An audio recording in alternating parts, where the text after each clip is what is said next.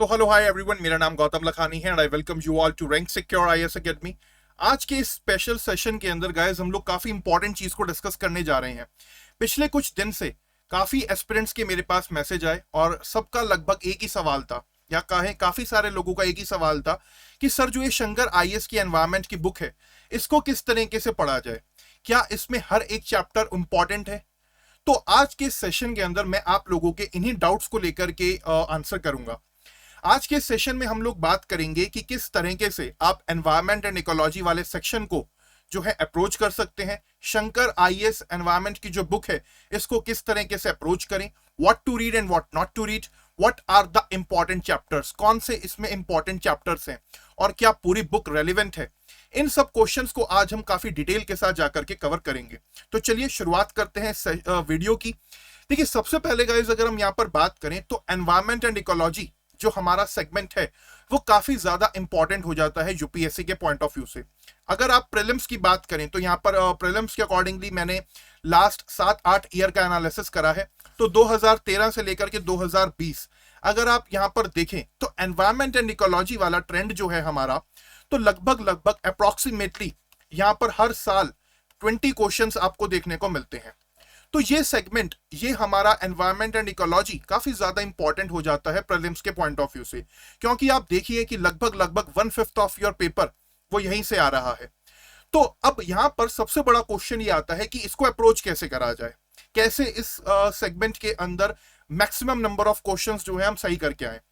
तो जब environment and ecology को लेकर के बात आती है तो सबसे इंपॉर्टेंट या सबसे यूजफुल सोर्स जो माना जाता है वो है शंकर आईएएस एनवायरमेंट की बुक।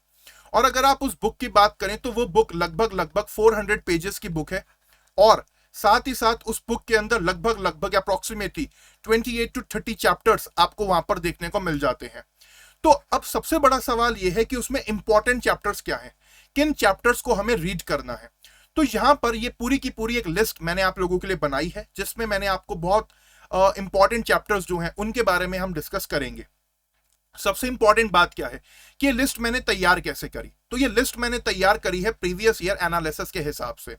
मैंने यहां पर देखा कि किन एरियाज से what are the core areas जहां पर सबसे ज्यादा क्वेश्चन आए हैं, उन एरियाज को मैंने हाईलाइट करा। उसके अकॉर्डिंगली ही यहां पर मैंने ये पूरी पूरी लिस्ट तैयार करी है कि आपके बेसिक्स भी क्लियर हो जाए और साथ ही साथ जो आपके इंपॉर्टेंट चैप्टर्स हैं वो भी कवर हो जाए।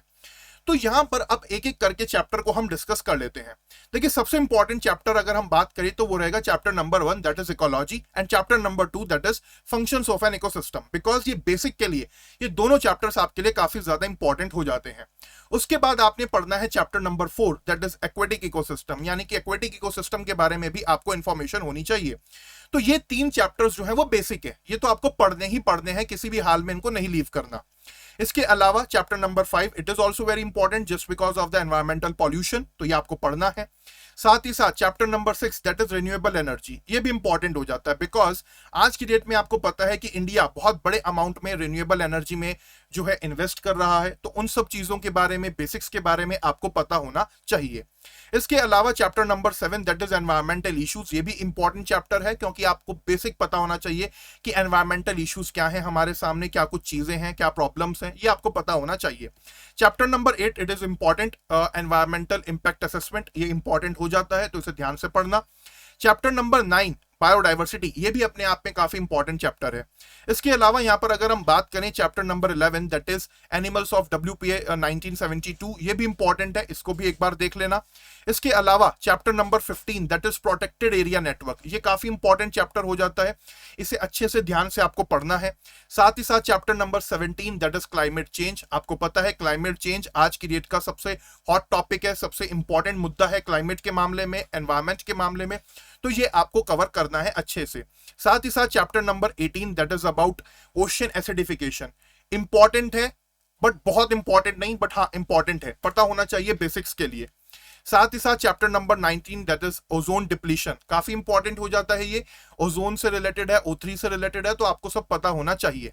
इसके अलावा chapter number 21 it is also very important, ये वेरी इंपॉर्टेंट हो जाता है हमारा, दैट इज मिटिगेशन स्ट्रेटेजीज, तो आपको इसे काफी अच्छे से कवर करना है। इसके बाद आ जाता है chapter number 13, this chapter is very 23 sorry, this chapter is very very important. इस चैप्टर नंबर 23 की यहां पर अगर हम बात करें तो इसके अंदर मेंशन्ड है क्लाइमेट चेंज ऑर्गेनाइजेशंस। तो ये चैप्टर्स आपको काफी अच्छे से कवर करना है, पूरा डिटेल के साथ पढ़ना है, बिकॉज यहां पर काफी फ्रीक्वेंटली क्वेश्चंस हमें देखने को मिले हैं। तो बहुत फ्रीक्वेंट क्वेश्चंस इस सेगमेंट से आए हुए हैं, इस चैप्टर से आए हुए हैं। चैप्टर नंबर 25 भी काफी इंपॉर्टेंट, वेरी इंपॉर्टेंट चैप्टर हो जाता है, एक्ट्स एंड पॉलिसीज। आपको पता होना चाहिए एनवायरमेंटल एक्ट, पॉलिसीज, इन सब के बारे में। साथ ही साथ चैप्टर नंबर 27 एंड 28 ये बहुत इंपॉर्टेंट हो जाता है because of environmental, international environmental organization and conventions. तो this chapter is very important, यहां से भी हमें फ्रीक्वेंट क्वेश्चंस आते हुए देखने को मिले हैं। तो ये कुछ लिस्ट हैं चैप्टर्स की जिनको आपको यहां पर फॉलो करना है। अब बात करें क्या और चैप्टर्स नहीं पढ़ने हैं, वो आपको पढ़ने हैं, उनके बारे में बेसिक आइडिया होना चाहिए, रीड आपने लेना है। बट ये जो चैप्टर्स हैं ये बहुत इंपॉर्टेंट है। हाँ, एक चैप्टर हमारा यहाँ पर और आ जाता है जो कि है एग्रीकल्चर का चैप्टर। वो भी इंपॉर्टेंट है बेसिक्स के लिए और एग्रीकल्चर के पॉइंट ऑफ व्यू से, तो उसको भी एक बार पढ़ लेना। वो इस लिस्ट में मेंशन नहीं है, आई गेस वो मिस हो गया। इसके अलावा यहाँ पर अगर हम बात करें, अब देखिए क्या है, जैसे कि आपको पता है कि अलग अलग इसके आपको एडिशंस देखने को मिलते हैं। 6th एडिशन है, 7th एडिशन है, आज की डेट में मार्केट में 8th एडिशन भी आ चुका है इस बुक का। मेरे पास जो रिसेंट एडिशन था वो था एडिशन नंबर 7। तो एडिशन 7 को फॉलो करते हुए ही मैंने ये पूरी की पूरी लिस्ट तैयार करी है। अगर चैप्टर इधर उधर हो तो एक बार चेक कर लेना, इसीलिए मैंने चैप्टर नंबर के साथ साथ चैप्टर का टाइटल, सब्जेक्ट भी यहां पर मेंशन करा है ताकि आपको प्रॉब्लम ना हो, ठीक है। तो ये चैप्टर्स आपको फॉलो करने हैं काफी अच्छे से। अब बात आती है यहां पर अपेंडिक्स की। इस बुक में लास्ट में आपको एक अपेंडिक्स भी देखने को मिलेगा, यानी कि लिस्ट। उसके अंदर काफी सारे इंपॉर्टेंट टॉपिक्स हैं, फैक्चुअल इंफॉर्मेशन है, तो उसमें मैंने कुछ हाईलाइटिंग करी है।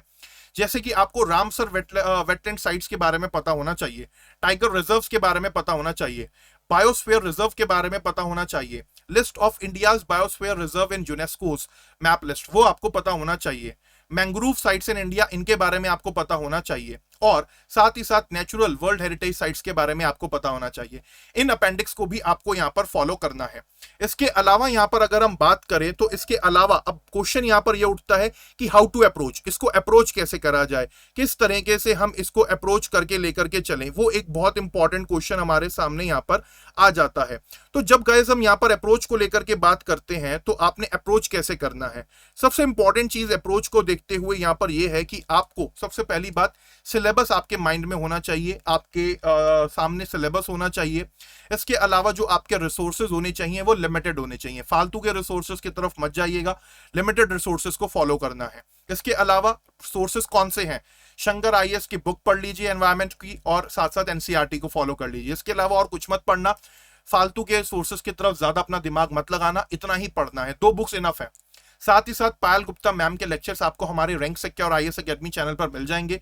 For better understanding you can follow those lectures. Ma'am ने पूरी शंकर आईएएस की बुक कवर करी है एनवायरमेंट की। इसके अलावा आपने जो करंट अफेयर्स हैं वो भी आपको यहाँ पर कवर करने हैं, एनवायरमेंट को लेकर के सेपरेट एक बना लेना, पूरे के पूरे करंट अफेयर्स न्यूज़पेपर से या डेली एनालिसिस से कहीं से भी पूरे अपना ये साथ में लेके चलना पैरेलल। इसके अलावा जब आपको चेक करना हो कि आपकी परफॉर्मेंस कैसी है तो आपको प्रीवियस ईयर क्वेश्चंस को फॉलो यहां पर करना है, और उन प्रीवियस ईयर क्वेश्चंस के साथ आपको यहां पर मॉक लगाने हैं, एमसीक्यू सॉल्व करने हैं, उनको सबको आपको देखना है। इससे क्या होगा, आपको आइडिया हो जाएगा किस डायरेक्ट और इनडायरेक्ट लेवल के क्वेश्चंस पूछे जाते हैं यूपीएससी में। साथ ही साथ अनअकैडमी आप लोगों के लिए क्विजेस लेकर के आता है फ्री ऑफ कॉस्ट, आप उसमें एनरोल कर सकते हैं, स्कॉलरशिप टेस्ट है, बहुत सारी चीजें हैं, आप उन सब चीजों के अंदर जाकर के एनरोल करें, प्रैक्टिस आपकी बढ़ेगी। तो प्लीज ये था हमारा आज का वीडियो, इस तरीके से आप अप्रोच कर सकते हैं एनवायरमेंट एंड इकोलॉजी वाले सेक्शन को, और इस तरीके से आप कवर कर सकते हैं शंकर आईएएस की बुक को। तो ये था आपका आज का हमारा सेशन। आई होप आपको आज का सेशन, ये वीडियो हमारी पसंद आई होगी।